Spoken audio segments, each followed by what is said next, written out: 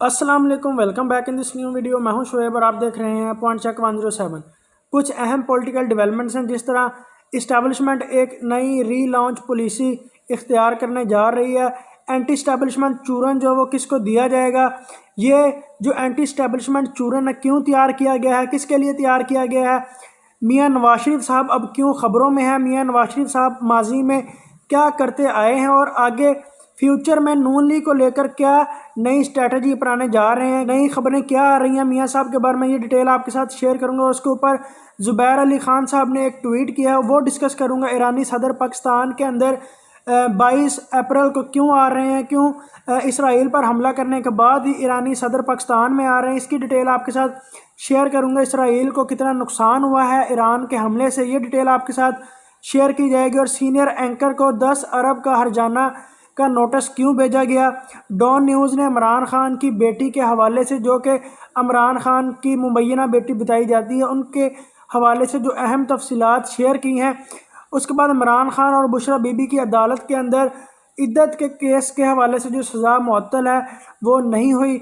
سعودی عرب کا جو شہزادہ ہے وہ پاکستان کیوں آنے والا ہے، کیوں سعودی عرب کے شہزادے کی پاکستان آمد پر جو پاکستان کا میڈیا ہے وہ بہت ہی گونج اور زور شور سے یہ باتیں بتا رہا ہے کہ سعودی عرب کا جو شہزادہ ہے وہ نواز شریف فیملی کی وجہ سے پاکستان آئے گا اور پاکستان کا دورہ کرے گا۔ یہ تمام جو اہم تفصیلات ہیں یہ آپ کے ساتھ اسی ویڈیو کے اندر شیئر کروں گا۔ اس سے پہلے آپ سے ریکویسٹ ہے کہ چینل کو سبسکرائب کر دیں اور بیل کے آئیکن کو پریس کر دیں، تاکہ آنے والی تمام جو لیٹسٹ ویڈیوز ہیں ان کا نوٹیفیکیشن آپ تک آسانی کے ساتھ پہنچ جائے۔ دوبارہ آپ سے ریکویسٹ ہے کہ چینل کو سبسکرائب لازمی کریں اور انڈیپینڈنٹ صحافت کو سپورٹ کریں، تاکہ ہم زیادہ سے زیادہ اتھینٹک نیوز کنٹینٹ بنا کے آپ کے ساتھ شیئر کریں۔ تو سب سے پہلے خبر شیئر کرتے ہیں کہ عمران خان کی بیٹی کے حوالے سے ڈان نیوز نے ایک خبر شیئر کی ہے۔ عمران خان کی مبینہ بیٹی ٹیرین رائٹ کے حوالے سے ڈان نیوز نے ایک آرٹیکل لکھا اور اس میں خبر شیئر کی ہے کہ عمران خان کے خلاف اپنی مبینہ بیٹی کو چھپانے کے الزام پر دائر کیا گیا ٹیرین رائٹ ولدیت کیس اب ولدیت کے معاملے سے کچھ زیادہ ہی آگے بڑھ چکا ہے۔ ڈان اخبار کی رپورٹ کے مطابق اس کی وجہ یہ ہے کہ یہ ان چند معاملات میں سے ایک ہے جس کا اسلام آباد ہائی کورٹ کے 6 ججز کی جانب سے سپریم جوڈیشل کونسل کو لکھے گئے خط میں حوالہ دیا گیا ہے کہ اس کیس میں انٹیلیجنس اہلکاروں کی جانب سے ججز پر دباؤ تھا، اور 25 مارچ کو لکھے جانے والے سپریم جوڈیشل کونسل کو جو خط لکھا گیا ججز کی جانب سے، اس میں یہ واضح کہا گیا ہے کہ ISI کے اہلکاروں نے ان ججز صاحبان کے اوپر ان کے دوستوں کی بیس پہ، ان کے رشتہ داروں کی بیس پہ اور ان کی جو مختلف فیملی کے ذرائع تھے ان کی بیس پہ دباؤ ڈالا گیا، اور جس میں یہ کہا گیا کہ یہ جو پٹیشن دائر کی گئی ہے عمران خان کی بیٹی کے حوالے سے اور عمران خان کی ولدیت کے حوالے سے جو کہ ٹیرین رائٹ کو ملنی چاہیے، یہ جو پٹیشن ہے یہ قابل سماعت نہیں ہے۔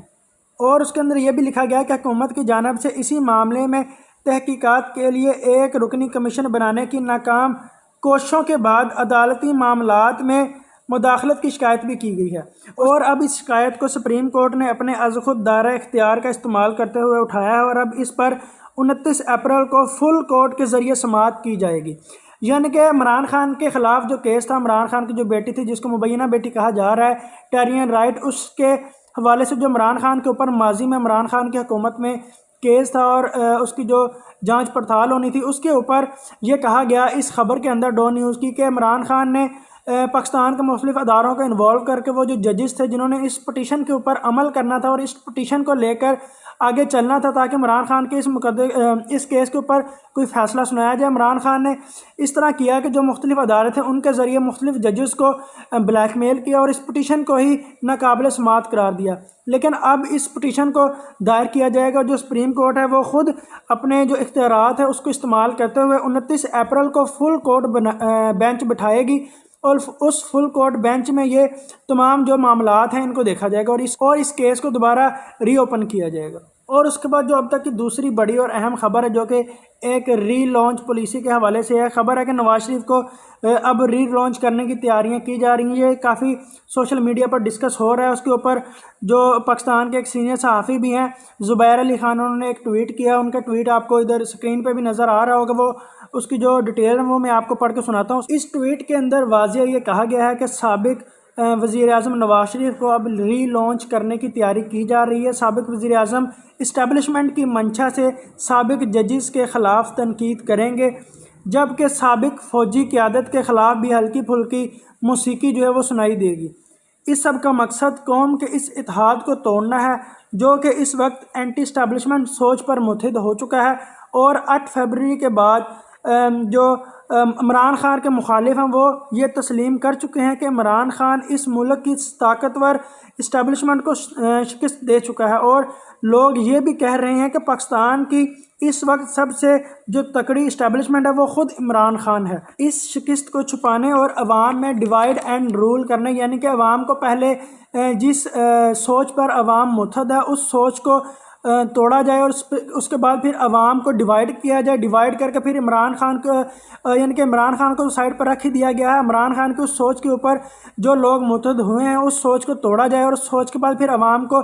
مختلف گڑوں میں تقسیم کیا جائے، اور پھر اس عوام کے اوپر رول کیا جائے، اس کے اوپر اپنی حکومت کی جائے۔ جس طرح برصغیر پاک و ہند میں انگریزوں نے ڈیوائیڈ اینڈ رول کیا تھا کہ تمام برصغیر کو مختلف حصوں میں مختلف جو وہاں کی ریاستیں تھیں ان کے اندر تقسیم کر دیا تھا، اور پھر تمام برصغیر کے اوپر جو انگریز تھے انہوں نے رول کیا تھا، یہی اب پالیسی نواز شریف کو ری لانچ کرنے کے بعد اپنائی جائے گی۔ ٹویٹ میں لکھا گیا کہ اس قسط کو چھپانے کے لیے اور عوام میں ڈیوائیڈ اینڈ رول کرنے کے لیے ایک نئی حکمت عملی کے تحت ایک بار دوبارہ پھر سے نواز شریف کو اینٹی اسٹیبلشمنٹ بیانیے کے طور پر ری لانچ کیا جائے گا۔ تو اب بات کرتے ہیں ایران اور اسرائیل کے اوپر۔ ایران نے اسرائیل کے اوپر جب جوابی کارروائی کی تو اس کے اوپر بہت سی جو کنٹروورسیز تھی وہ جنریٹ کر گئی۔ کچھ جو سوشل میڈیا کے اوپر جو مین سٹریم میڈیا کے اوپر جو خبریں چل رہی تھی اس میں یہ بتایا جا رہا تھا کہ 200 ڈرونز اور کروز میسائلز کے ذریعے ایران نے اسرائیل کے اوپر حملہ کیا، جبکہ جو اسرائیلی میڈیا تھا ان کا یہ وعدہ تھا کہ 300 ڈرونز کے ذریعے اور کروز میسائلز کے ذریعے اسرائیل کے اوپر حملہ کیا گیا ہے۔ ایران نے یہ کہا ہے کہ ہم اپنا 50% جو ٹارگٹ ہے جو اسرائیل کے فوجی ٹھکانے ہیں ان کو اچیو کرنے میں کامیاب ہوئے ہیں، 50% میں ناکام ہوئے ہیں، جبکہ اسرائیل نے یہ کہا ہے کہ صرف 10 سے جو 12 اہلکار ہیں وہ زخمی ہوئے ہیں، باقی کوئی بھی جو تھوڑا بہت بیسز کے اوپر نقصان ہوا ہے، چند ایک بیسز ہیں جن کے اوپر اسرائیل کو نقصان ہوا ہے، زیادہ کوئی بھی نقصان نہیں ہوا۔ اور یہ کہا ہے کہ جو اسرائیل کی اوپر حملہ کیا گیا، ایران کی طرف سے جو میزائل فائر کیے گئے ان کو آسمان میں ہی جلا دیا گیا، لیکن یہ جو آسمان میں اسرائیل کی طرف سے میزائل جلائے گئے ایران کے، اس میں جو مالی نقصان ہوا ہے وہ $1 ارب کا ہوا ہے، اور یہ بہت زیادہ نقصان ہوا ہے، جس کی وجہ سے اب امریکہ نے بھی اسرائیل کو یہ واضح پیغام دے دیا ہے کہ ہم خطے میں امن چاہتے ہیں، خطے میں زیادہ کوئی ہلا گلا نہیں ہونا چاہیے۔ دوبارہ اب اسرائیل کی طرف سے یہ پیغام آیا ہے کہ ہم اس جو کارروائی ایران نے اسرائیل کے اوپر کی ہے ہم اس کا فوری رپلائی نہیں کریں گے، کیونکہ ایران نے تو واضح کہہ دیا کہ ہم نے صرف اپنے فوجیوں کی بیس پہ یہ کارروائی کی ہے اور فوجی ٹھکانوں کو نشانہ بنایا ہے، کسی بھی سویلین کو نشانہ نہیں بنایا۔ لیکن اور یہ بھی ایران نے کہا ہے کہ ہم اس کارروائی کو، اس مشن کو ختم کرتے ہیں۔ اس مشن کا جو نام تھا وہ سچا وعدہ یعنی کہ ٹرو پرومس رکھا گیا تھا، کیونکہ جو ایران کے جو پریزیڈنٹ ہیں انہوں نے یہ بات کہی تھی کہ ہم اسرائیل کے اس حملے کا جواب ضرور دیں گے، اس وجہ سے کہ ایران کا جو صدر تھا ان کی اس بات کو پورا کیا گیا، اس وجہ سے اس جو آپریشن تھا اس کا نام سچا وعدہ یعنی کہ ٹرو پرومس رکھا گیا۔ تو دیکھتے ہیں آگے پاکستان کی پولیٹکس میں، یہاں پہ ورلڈ افیئرز جو ہیں اور میں کیا کیا نئی اور اہم ڈیولپمنٹس ہوتی ہیں۔ اس سے پہلے آپ سے ریکویسٹ ہے کہ چینل کو سبسکرائب کر دیں، ویڈیو کو لائک کر دیں اور بیل کے آئیکن کو پریس کر دیں تاکہ آنے والی جو تمام نئی اور لیٹسٹ ویڈیوز ہیں ان کے نوٹیفیکیشن آپ تک آسانی کے ساتھ پہنچ جائیں۔